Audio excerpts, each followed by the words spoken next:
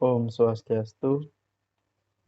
Baik teman-teman, kali ini saya akan sedikit menjelaskan tentang permasalahan yang terjadi dalam landasan sosial dan budaya.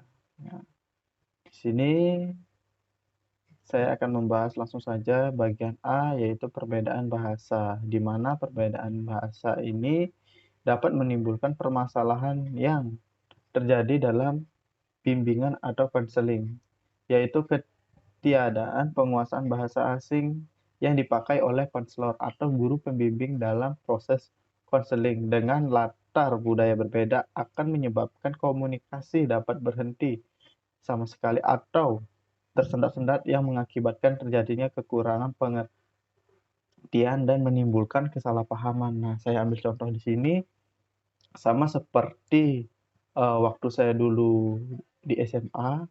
Saya kan asal dari Bali, namun saya merantau di Sumatera Selatan. Nah, di sana saya masuk BK. Ini mungkin karena kenakalan saya di sana. Nah, terus uh, saya di sana kan diberikan pengarahan. Nah, sedikit juga saya konsultasi ya bagaimana caranya mengatasi ini. Namun guru tersebut atau pembimbing tersebut menjelaskannya dengan sedikit campur bahasa antara bahasa Indonesia dan bahasa daerahnya, seperti itu, daerah asli sana. Nah, di sana sedikit saya kurang mengerti, kurang paham seperti itu. Nah, itu eh, yang bisa menggambarkan perbedaan bahasa ini sehingga menimbulkan kesalahpahaman atau terjadinya tersendat-sendat seperti itu. Komunikasi nonverbal.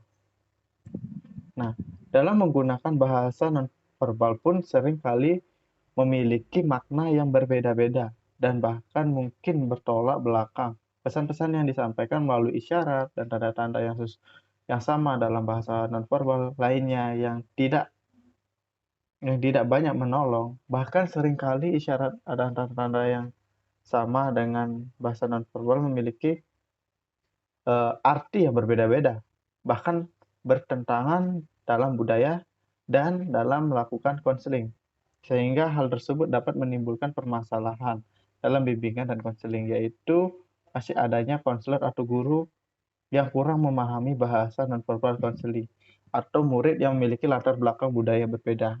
Nah, ini kalau saya ambil contoh lagi, ini sama sekali contohnya yang saya jelaskan tadi, yang bagian A yaitu perbedaan bahasa, sama sekali itu contohnya. Nah, di sini bagian yang C sekarang.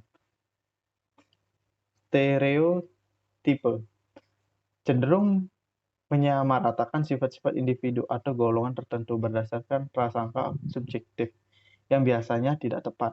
Hal ini dapat menimbulkan permasalahan, yaitu menyebabkan seorang konselor memandang sesuatu menurut kemudian orang yang memandangnya berdasarkan anggapan-anggapan yang sudah tertanam pada dirinya, dan orang tersebut biasanya tidak mau menerima kenyataan-kenyataan yang berbeda dari anggapan sehingga mempersulit proses konseling berjalan dengan baik. Seperti itu. Nah, yang kemudian kecenderungan menilai. Nah, ini sebenarnya tidak boleh sekali nih. Penilaian terhadap orang lain memang sering dilakukan oleh individu-individu yang melakukan komunikasi. Kecenderungan menilai ini baik yang menghasilkan penilaian positif maupun negatif seringkali didasarkan pada standar objektif ya, dan sering pula berangsur timbulnya reaksi-reaksi baik positif maupun negatif dari pihak-pihak yang menilai. Masih banyaknya guru-guru pembimbing ataupun guru-guru BK yang menghadapi siswanya yang melakukan kesalahan-kesalahan, kemudian langsung memberikan penilaian terhadap siswa tersebut tanpa mencari tahu apa penyebab permasalahan itu timbul. Membuat guru tersebut sebenarnya tidak paham di mana letak kesalahan yang membuat siswa itu memiliki permasalahan. Nah, ini eh, sebenarnya tidak boleh sebenarnya ya. Nah, kalau saya ambil contoh, ingat sekali waktu saya SMA, mungkin saya sudah pernah jelaskan kepada dosen saya. eh, Dulu saya pernah masuk BK itu gara-garanya yaitu eh, gara-gara tidak lengkap atribut. Nah, namun guru BK tersebut menilai saya bagaimana ya? Menilai saya itu langsung langsung tutup poin dia. Tidak ditanya terlebih dahulu kenapa tidak pasang ini. Nah, padahal pas waktu itu kendalanya itu baru dibagikan. Nah, besoknya itu langsung disuruh lapangan seperti itu. Nah, saya tidak tahu sebenarnya eh, peraturannya seperti itu. Gitu. Nah, itulah yang sedikit saya kecewakan. Nah, bukan artian saya masuk BK karena tanda kutip bolos, itu tidak seperti itu. Nah, di sini kecemasan. Sumber hambatan komunikasi dan penyelesaian yang lain ialah kecemasan yang ada pada pihak-pihak yang berinteraksi dalam suasana antar budaya. Kecemasan muncul ketika seseorang individu memasuki budaya lain yang unsur-unsurnya dirasakan asing.